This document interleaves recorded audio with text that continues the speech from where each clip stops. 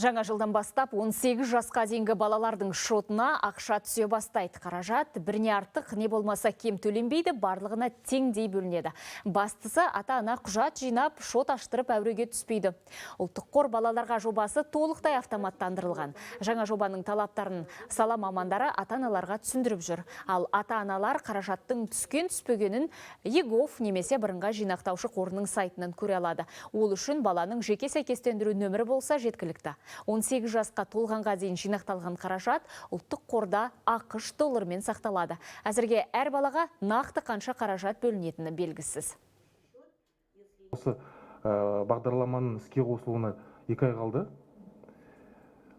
Қаңтар айында, қаңтар айының соңына қарай 2024 жылы сол соманы біз енді жариялаймыз деген ойдамыз.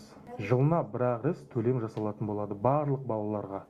18 жасқа толмаған балаларға. 18 жасқа толған бала сол ақшаны шеше алады.